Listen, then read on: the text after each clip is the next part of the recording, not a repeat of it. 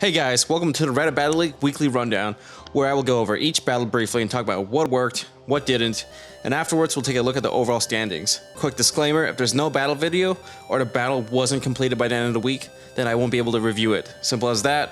Now, let's get to it. Starting this week's episode, we have the Colorado Avalanche versus the Chicago Bear Arctics. The Avalanche were able to snag an immense KO on the first turn with an inner focus Sneasel taking a fake out and retaliating with a knockoff. Similarly, the Bear Arctic switch and Hariyama throw a knockoff towards the incoming Tentacruel.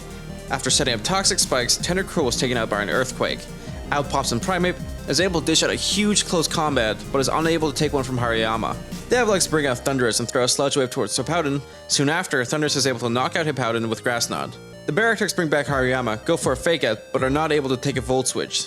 The Avalanche decide to sack off X-Cloud, but come back with Thundurus dealing a huge critical Volt Switch, knocking out Kingdra. At this point, Sneasel was able to scare off Gengar and take Aerodactyl and itself out. Finally, Samurott goes one-on-one against Gengar. However, once Samurott gets his Torrent boost, is able to Aqua Jet for the win. This was a very close game. The Avalanche played so ballsy with Sneasel leading. By taking out Ambipom, it prevented the Bear Arctics from doing effective pivots. However, the Toxic Spikes turned out to be a wasted turn as there was no huge payoff to justify Tentacruel going down. The Avalanche did play a smart game though. They knew how important Sneasel was to this match and what Pokemon to sacrifice in its place. The Bear Arctics on the other hand let Hariyama take way too much damage from Primeape when Hippowdon was sitting on the bench and would have eaten that hit so much better. Hippowdon going down also played a huge role in the game, as if it were able to set up rocks, Sneasel would have been rendered useless. Finally at this point, the crit against Kingdra mattered so much and essentially took away any footing the Bear Arctics had and gave the Avalanche a 2-0 victory. The Toronto Chestnuts versus the Oakland Typhlosions also led off with a fast KO. The Typhlosions' Goodra knocked out an unsuspecting Lantern with a critical Power Whip, and then followed up with landing a Fire Blast against Weavile, while also burning it to take another KO. Nidoking comes in and finally takes out Goodra with an Ice Beam, but switches out due to Landorus posing a threat. The Typhlosions get the matchup they want by double switching into Slowbro and throwing Scalds at Mega Metagross and Hitmontop, who ends up getting burned. Slowbro is able to crit Hitmontop for the KO, but gets poisoned in the process. The Typhlosion sack off Armaldo to Nidoking and brings back Landorus to scare it off. Landorus U-turns on the Talonflame and brings in Dusclops, but catches a Flare Blitz and in turn gets burned, therefore unable to do more damage with the Rock Slide. Slowbro comes back, scares Talonflame and burns Metagross with Scald, which also feints the burn damage. Nidoking is able to Thunderbolt Slowbro, but feints to Alakazam. Talonflame attempts to take it down, but Focus Sash saves Alakazam to take the win. The Typhlosions had a lot going for them this match. They played really well and had a lot of hacks in their favor. Despite that, they knew how much damage Slowbro was going to do here. 5 of the Chestnuts team does not appreciate a Scald and ended up with 3 of them getting burned. Not an ideal situation for them. Moreover, the Chestnuts were not able to catch any momentum as their firepower slowly got whittled down or had a hard check. For example, Nidoking was started by Landorus, which in turn allowed Slowbro for a safe switch in. Luck may have gotten Typhlosions a huge lead in the game, but their team synergy was on point and helped them breeze through the late game with a 3-0 win. Next, we have the Pittsburgh Steelers versus the New York Kecleons. The Steelers lead with Cradily only to scare off their opponent's Rotom Wash and landed Toxic on the incoming Scrafty. Switches are made and Keldeo eats up an Ice Punch from Nidoqueen, who throws a Scald and burns Rotom Wash.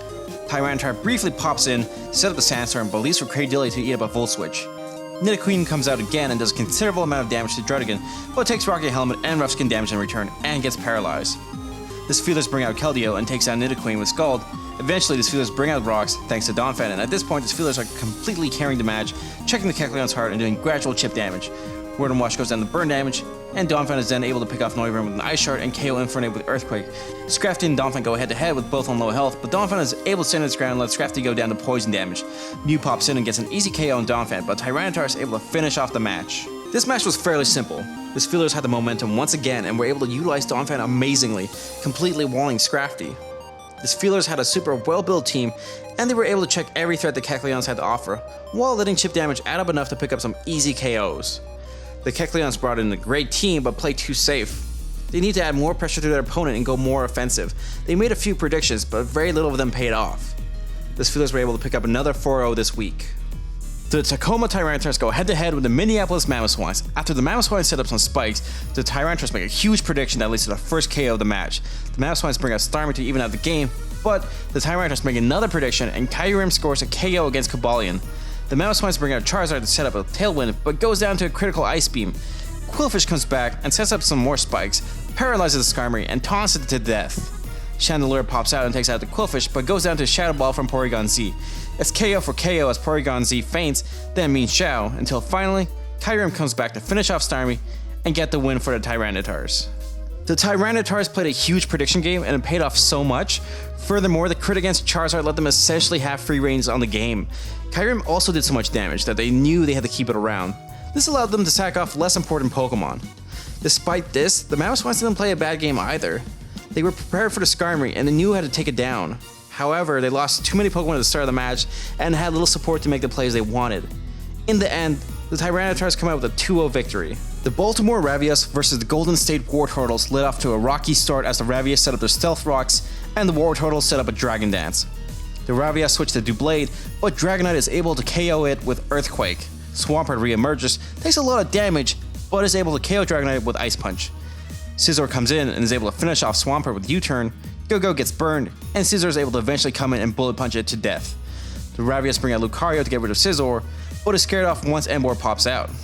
The matchup plays out rather simple as Emboar goes on a rampage and is able to sweep the game. The Wartortles built an amazing team this match, and as a result, they were in complete control. It's risky to set up on the first turn, but the Ravias played too cautiously and it cost Doublade to go down. After that, the Wartortles were able to cripple their opponent's team and bring a lot of threats within kill range. They brought in Scarfed Emboar perfectly, and because of their prep, won the game. The Ravias didn't make a lot of misplays, but the biggest thing that happened is they lost their check to Emboar and had 3 Pokemon weak to it. They really needed to keep Swampert around so it could support their team and keep Emboar at bay. Furthermore, losing Doublade left the Ravias with little to no core and made it that much easier for Emboar to sweep. The Wartortles take this match with a 4-0 victory. The Kentucky Crobats square off against the Flint Tropiuses. Both sides set up rocks early in the match and spar off for a while. Eventually, Mungus catches an Ice Beam but puts an attacking Milotic to sleep. Both teams manage to get chip damage off each other, but the Crobats bring an Excadrill, spin rocks away, and KO Mega Aggron. The Tropius' Delphox was unable to take down Excadrill, who retaliates with Earthquake and gets another KO.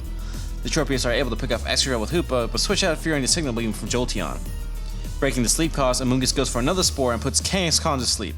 Both teams keep throwing attacks at each other, but they're able to shrug it off and recover. Salamence manages to KO Murkrow, but gets paralyzed doing so, and makes it easy pickings for Hoopa, who is then able to knock out Jolteon and Kangaskhan. Togekiss and Gligar go to toe-to-toe, but Gligar is unable to hit hard enough and is knocked out. Finally, Milotic gets put to sleep once again, and Amoonguss is able to secure the victory. This was another bulky match. Both teams were playing it safe and recovering a lot. The Crobats were playing more aggressively, however, and were slowly gaining momentum. This all came to a halt when Milotic got put to sleep and Kangaskhan was unable to hit hard enough. After that, they had very little firepower to turn the match in their favor, and it ended up costing them the game. The Tropius did a good job of crippling their opponent, though they did go a bit excessive. They were able to slowly turn the match to their favor. However, they did catch a break when Kangaskhan was unable to hit as hard as it could have. Ultimately, the Tropius had the firepower to get them the 3-0 victory. Finally, we have the Toronto Staraptors versus the Minnesota Eon Twins. The Staraptors are off to a great start as they have the perfect check to the Eon Twins' lead. With that, they're able to get some damage off before Darmanitan goes for a U-turn. The Eon Twins bring out Weezing to set up Toxic Spice while Porygon 2 sets up a Substitute. The Eon Twins switch to Conkeldurr but take a massive Psychic and are subsequently KO'd. Porygon 2 and Latias go head to head for a while but eventually switch to Darmanitan, who takes a Tri-Attack and goes down. The Eon Twins decide to set up Mega Gyarados, in which the Staraptors sack off Arcanine so the trio can safely come in and score a KO with Reversal, but then feints the poison damage. Jirachi is able to knock out Latias, but then feints Empoleon, however not after doing a number on it first. Porygon 2 is then able to come in, take down Empoleon, and then finish off Weezing for the win. The Toronto Staraptors had a solid lead in the game and were able to hold on to that throughout the match. They forced the Eon Twins to make plays and as a result were able to do exactly what they wanted to. Porygon 2 was ultimately the MVP here as it was capable of taking down the Pokemon that checked it, that being Conkeldurr, and was still war against Latias, bringing the trio with a Focus Sash with just the right amount of risk for the Staraptors to hold onto their lead, as Mega Gyarados would have been a huge problem otherwise. The Eon Twins brought in an excellent team but couldn't turn things in their favor after the first turn. Furthermore, setting up Toxic Spice that early in the match may have also worked against them. They were able to knock out the trio because of it, but they weren't applying the right pressure at the right time. The Staraptors score a solid 3-0 win.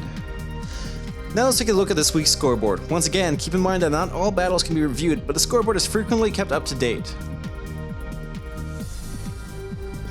The top 5 teams this week are the Pittsburgh Steelers, the Bavarian Beedrills, the Oakland Typhlosions, the Minneapolis Mamoswines, and the Flint Tropiuses. Don't forget to hit the Reddit Battle League on Reddit, YouTube, Twitter, and WordPress for more information. That wraps up this week's rundown. I'll see you guys next week.